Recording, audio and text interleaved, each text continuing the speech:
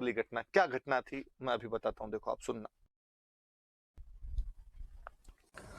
पहले तो मैं बता दूं, खेजड़ली तो गांव का नाम है, जोधपुर के अंदर एक गांव है खेजड़ली। पहली तो बात, कोई घटना होती है तो दो चीजें दिमाग में आती है, कब हुई थी और कहां हुई थी। खेजड़ली में हुई, खेजड़ली कहां पर पड़ता है, तो जोधपुर में पड़ता है। कब हुई थी, सुनना देखो। घटना है भाद्रपद शुक्ल दशमी,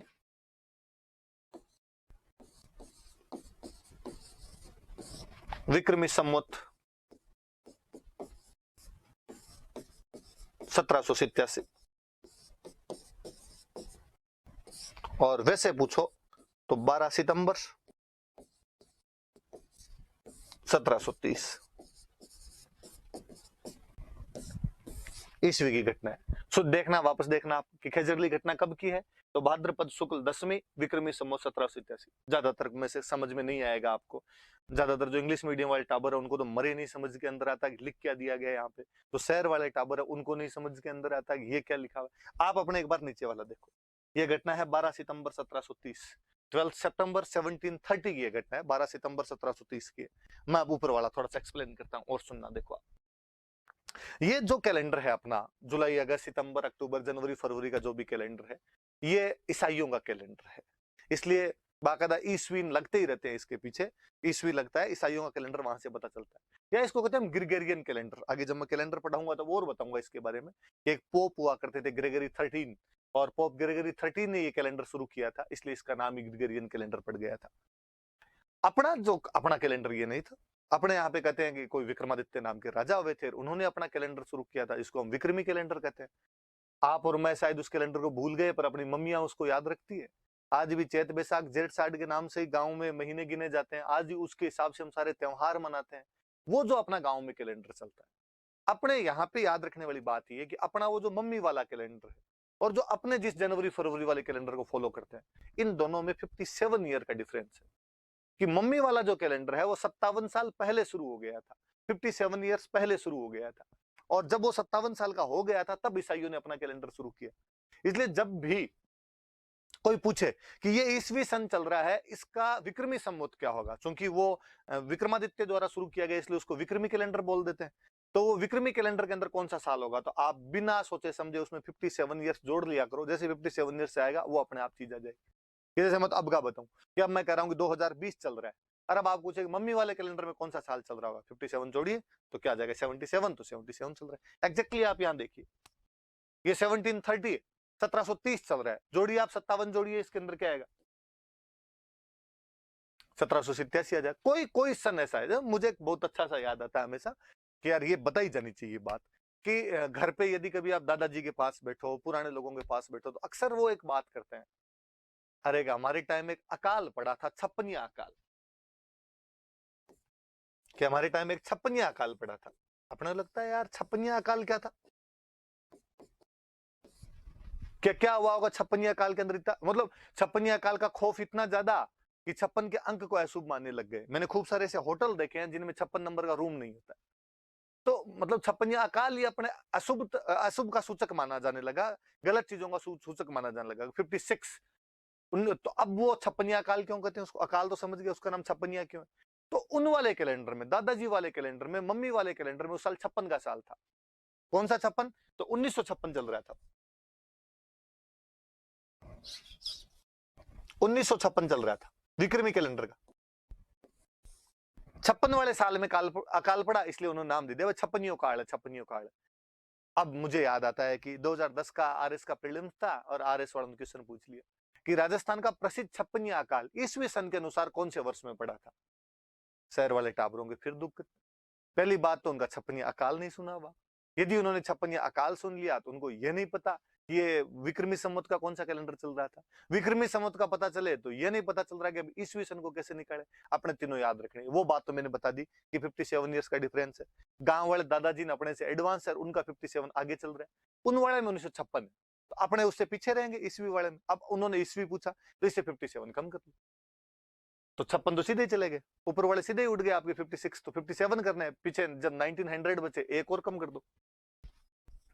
इसका मतलब अपने वाले में जो उस साल चल रहा होगा वो 1899 चल रहा था, तो ये ध्यान नहीं रखना। अब आप एक प्रैक्टिस करना कि आपका जो भी वो जन्म वर्ष आता है, जो आपका जो भी बर्थ ईयर आता है, उसको आप चेंज करने की कोशिश करना। डेट ऑफ बर्थ लेना, देखना ईयर क्या है, अब उसमें आप 56 जुड़ेगा घटेगा, वो आप सोचना क्या होगा, सोचना कि उस साल वो विक्रमी संवत का जो कैलेंडर रहा होगा उसके अंदर क्या रहा होगा, और घटनाओं के बारे में आप सोचना कि जब देश आजाद हुआ था उस साल विक्रमी कैलेंडर में क्या रहा होगा। आप सोचना जब संविधान लागू हुआ तब उसके अंदर क्या रहा होगा, जब राजस्थान का एकीकरण संपन्न हुआ, आपने यूनाइट हो गए थे पूरी तरीके से, तब क्या रहा। तो ये चीजें काम आती है, आगे खूब सारी काम आई, कहाँ कहाँ काम आएगी मैं और बता दूं। तो मोटी मोटी सी मैंने बात बताई, ये ऊपर वाली क्या चीज लिखी हुई, वापस सुनना। देखो वापस उसी बात पर मैं आता हूँ। एक बात तो क्लियर हुई कि ये जो लिखा हुआ है विक्रमी संवत, ये किसी कैलेंडर का नाम है। संवत का मतलब ईयर, किसी विक्रमादित्य नाम के राजा के टाइम में कैलेंडर चलाओ, कैलेंडर पढ़ेंगे तब और बात करेंगे इसकी, इसलिए नाम क्या गया विक्रमी लग गया। साल कौन सा, तो अब 1730 में 57 जोड़ने, 57 जोड़ने 1730 में, तो 1787 आ गया। फिर किसी ने कहा ये वाले ऊपर वाले लफड़े, ये क्या कर दिया आपने, भाद्रपद शुक्ल दशमी। ये सिंपल सी बात कि आपका जो ये कैलेंडर होता है, ईसवी वाला कैलेंडर जो होता है, उसके अंदर तो 4 वीक ले लेते हो आप, सोमवार से लेके रविवार, मंडे से लेके संडे तक के 4 वीक आ जाते हैं। मम्मी वाले कैलेंडर में 4 वीक नहीं आते, उसके अंदर आते हैं फोर्टनाइट, उसमें आते हैं पखवाड़े, 2 पखवाड़े आते हैं, एक 15 दिन का पहले आता है पखवाड़ा, एक 15 दिन का बाद में आता है। पहला फोर्टनाइट वो जिसके अंदर चांद नहीं दिखता, दूसरा फोर्टनाइट वो जिसमें चांद दिखता है। जिसमें चांद नहीं दिखता उसको कह देते हैं डार्क, तो वो हो जाता है आपका कृष्ण पक्ष, और जिसके अंदर चांद दिखता है उसको लाइट भी कह देते हैं, व्हाइट भी कह देते हैं, वो हो जाता है आपका शुक्ल पक्ष। यहाँ पे शुक्ल लिखा हुआ है, लाइट है, इसका मतलब चांद तो दिख रहा है। जैसे उधर जनवरी फरवरी के महीने होते हैं, इधर महीनों के नाम चैत्र बैसाख ये होते हैं, तो ये भाद्रपद है। जब आप इसको सुन रहे होंगे उस टाइम हाथों हाथ सोचना कि अब जो महीना चल रहा है वो कौन सा महीना चल रहा है, जो भाद्रपद चल रहा है। दसवीं का मतलब तो आप समझ रहे हो कि इस दिन 10वां दिन होता है। अब समझ में आई आपकी बात कि वो जो मम्मी के कैलेंडर या दादाजी का जो कैलेंडर है, वो कैलेंडर तो विक्रमी संवत है, उसका जो साल था वो 1787 था, उसका जो महीना था वो भाद्रपद था, उसका जो आपके फोर्टनाइट चल रहा था वो लाइट चल रहा था, और उसका जो दिन था वो 10वां दिन था।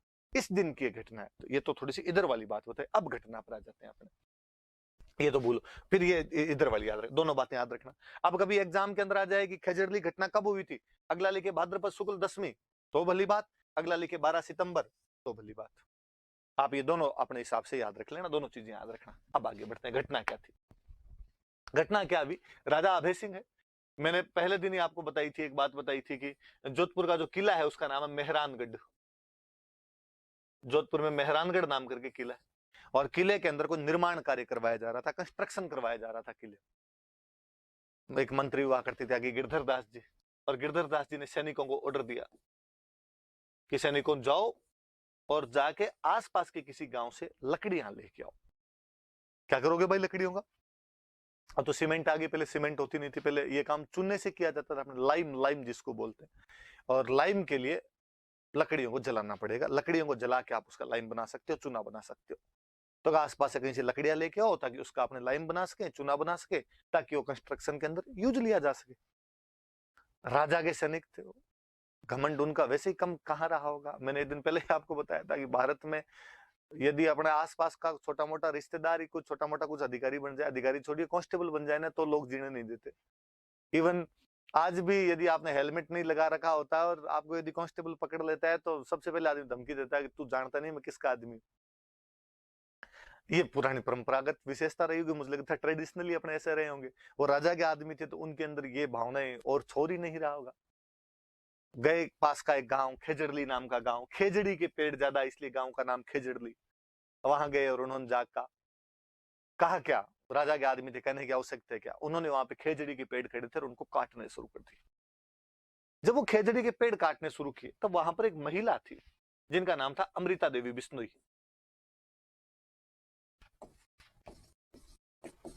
अमृता देवी बिश्नोई नाम करके वहां पर एक महिला थी, और उन्होंने इसका विरोध किया।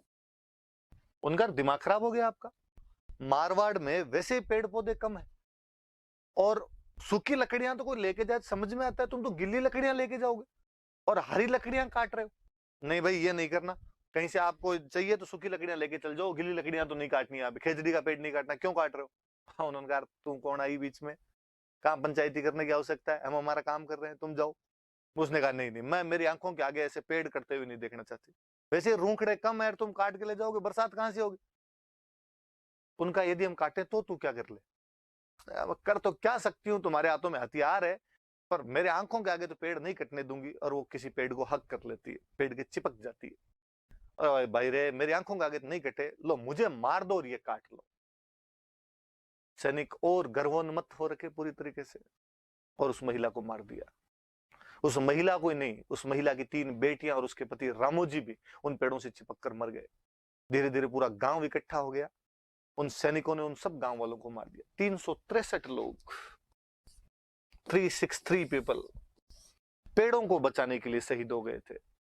दुनिया के किसी भी इतिहास में ऐसी कहानियां नहीं मिलेगी, ना भूतो ना भविष्य थी, कि पर्यावरण संरक्षण के लिए, इन्वायरमेंट कंजर्वेशन के लिए इतने सारे लोग एक साथ अपने प्राणों की आहुति दे गए हों, अपनी लाइफ सेक्रीफाई कर गए हो, वो भी पेड़ पौधे बचाने के लिए। ऐसा कतई कोई उदाहरण नहीं है। कहते हैं कि अमृता देवी बिश्नोई संप्रदाय की महिला थी, और बिश्नोई संप्रदाय के जो संस्थापक थे, जो फाउंडर थे, जाम्बोजी महाराज, उन जाम्बोजी महाराज ने कभी एक लाइन बोली थी कि सिर साटे रूख रहे तो भी सस्तो जान। यदि एक सिर के बदले में एक पेड़ बच जाता है तो भी सर की वैल्यू ज्यादा नहीं है। कुल मिला के पेड़ बचना चाहिए, भले उसके लिए बलिदान देना पड़े। खेजड़ली के उस गांव के अंदर जाम्बोजी की इस कहावत को चरितार्थ करने के लिए एक सर नहीं कटा था। उस दिन 363 लोग शहीद हो गए थे, पेड़ पौधों को बचाने के लिए शहीद हो गए थे। वाकई उस महिला ने जो किया था वो अनुकरणीय है, याद किया जाना चाहिए उसको, कि उस समय जब लोग एनवायरमेंट कंजर्वेशन के बारे में जानते नहीं थे, वो लोग कितने जागरूक थे इन चीजों को लेकर, कि नहीं इनका बचना जरूरी है, इनके लिए हमारी जान भी चली जाए तो भी कोई बात नहीं, क्योंकि ये नहीं बचेंगे तो जान वैसे ही नहीं बचेगी। और उन लोगों ने अपना बलिदान दे दिया था। हालांकि कहते हैं कि बाद में जब राजा को इन बातों की खबर लगी थी तो राजा ने वो कार्रवाई रुकवा दी थी, पेड़ पौधे वगैरह कटवाने वहां पे रुकवा दिए थे। लेकिन फिर भी ये अपने आप में एक बहुत बड़ा एग्जाम्पल सेट किया जाता है कि यार को इस प्रकार पेड़ों को बचाने के लिए भी शहीद हो सकता है, पेड़ पौधों के लिए लोग शहीद हो सकते हैं। वो जो दिन है, वो जो घटना है, उसे हम खेजड़ली घटना के नाम से जानते हैं, जिसमें उस महिला का नाम अमृता देवी बिश्नोई है, और 363 लोग उनके नेतृत्व में पेड़ पौधों को बचाने के लिए शहीद हो गए थे। विडंबना देखिए आप, कि हमारी इतिहास की किताबें इस घटना को उतना महत्व नहीं दे पाई है जितना महत्व देना चाहिए। आज जब पूरा विश्व एनवायरमेंट कंजर्वेशन की बात करता है, इस सोशल मीडिया के युग में कोई ग्रेटा थनबर्ग जैसी छोटी सी लड़की कहीं पर खड़ा होकर एक छोटा सा भाषण देती है और पूरा मीडिया उसको वायरल करके रख देता है, तब ये सोचा जाना चाहिए कि आज से 300 साल पहले कोई एक महिला जो कि अनपढ़ थी, वो इस बारे में कितनी जानती थी। क्या देश के बच्चे को इसके बारे में पता नहीं होना चाहिए? हमारी शायद पिछली पीढ़ी, हमारे स्टडी मटेरियल बनाने वाले लोग, हमारे इतिहासकार, सब चीजों से इतनी बड़ी घटना अनभिज्ञ कैसे रह सकती है? और तो और देखिए आप, षड्यंत्र देखिए ढंग से। छोटे थे तब से दिमाग के अंदर एक बात खूब ढंग से सेटल की हुई है कि चिपको आंदोलन सुंदरलाल बहुगुणा के द्वारा चलाया गया था। चलाया होगा, सुंदरलाल बहुगुणा भी उतने सम्माननीय है, पर ऐसे झूठ मत बोलिए। चिपको आंदोलन ये था, आप ये कहिए कि दोबारा उन्होंने ऐसा कर दिया होगा। वास्तव में जो चिपको आंदोलन जैसी घटना वो ये है जहां पर इतने लोगों ने अपने बलिदान दे दिए। अभी जब 2019 वाले लोकसभा चुनाव थे तो प्रधानमंत्री का जोधपुर दौरा था। उन्हीं दिनों के अंदर भारत को कोई अवार्ड मिला था, यूएनओ में अवार्ड मिला था, चैंपियन ऑफ द अर्थ का अवार्ड मिला था। प्रधानमंत्री अपनी एक सभा के अंदर बोल रहे थे कि अभी हाल ही में यूएनओ ने मुझे चैंपियन ऑफ द अर्थ का अवार्ड दिया है। मेरे भाइयों और बहनों, ये अवार्ड मेरा नहीं है, ये अवार्ड 125 करोड़ देशवासियों का है, ये अवार्ड 125 करोड़ मेरे भारतीयों का है, ये आप सबका है कि हमने एनवायरमेंट कंजर्वेशन के क्षेत्र में, हमने पर्यावरण संरक्षण के क्षेत्र में इतना काम किया, इसलिए हमें अवार्ड दिया गया है। पर वो आगे अगली लाइन बोले कि हालांकि दुनिया को पता नहीं है, लेकिन मैं उनको बताना चाहता था कि तुम ये अवार्ड हमें आज दे रहे हो, इस 2018-19 में जाकर दे रहे हो।